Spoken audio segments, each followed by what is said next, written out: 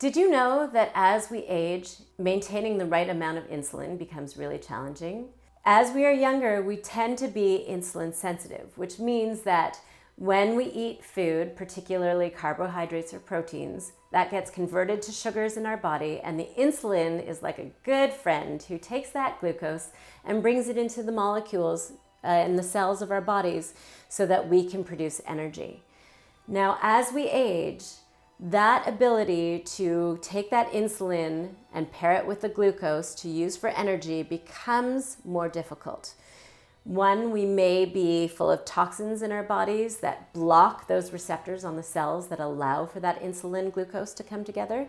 B, we start losing our hormones, whether it's estrogen in women or testosterone in men, that make it harder for us to get the insulin to do its job. But no matter what, when we have not enough insulin or when we have too much glucose, it starts having a party in our bodies outside of the cells, and it becomes a bit of a menace.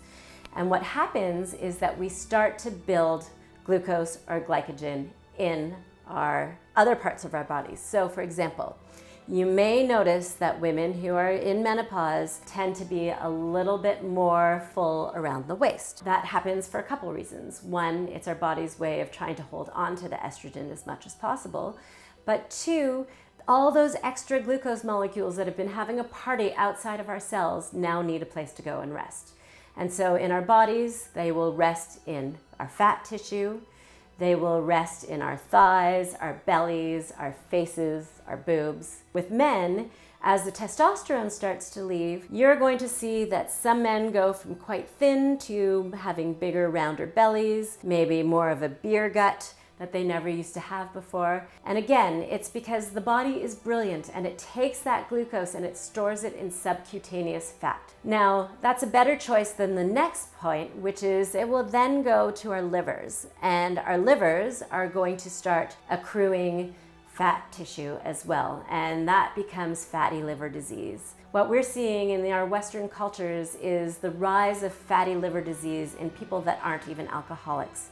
And we are starting to see a rise in fatty liver disease in children as well. And that is because we are becoming more and more insulin resistant. How it goes is we first go to subcutaneous fat, then we go to liver, and the next place we go is to our brains.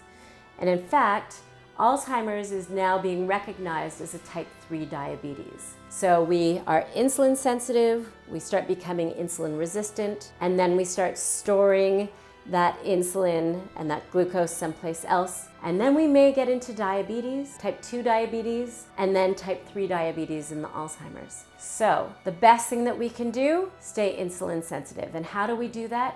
We do that by eating well, by minimizing any processed food, and in fact, I would say take it out altogether, and using the right combination of food so that we can optimize and maintain insulin levels. When our blood glucose levels go up, our insulin levels go up. When we eat a lot of carbohydrates, lots of breads, pastas, junk food, our insulin and our blood glucose spikes, and when it spikes, it comes crashing down, and all of a sudden we're feeling low. We're feeling exhausted after eating. We need a quick fix of sugar to make ourselves feel a little bit more energized. We want to try and avoid that. We want to stay in this really nice, consistent zone to ensure that we're not getting those peaks and valleys of too much blood sugar and not enough blood sugar. So one really great method for that is this equation. We start every meal with fiber, whether it's an avocado, whether it's some sprouts, some sauerkraut, kimchi, some legumes, and then we move on to our proteins and our fats. And from there, then we can start letting the carbohydrates and the sugars come in.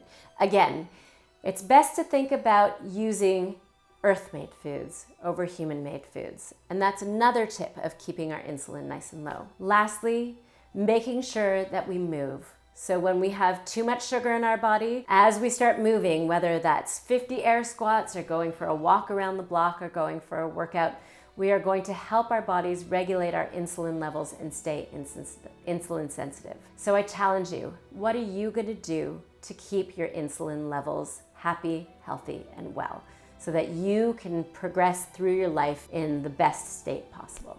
So click below and you will get a link to a free food log. And in that log, you will start recording what you're eating and also how you're feeling. And then you will get to know what foods make you crash and what foods make you feel energized. So join me. It is my goal to go into the later stages of my life as fit and healthy as possible, and I want to help you to do the same. Knowledge is power, food is medicine, and I want to help you be the best version you can be.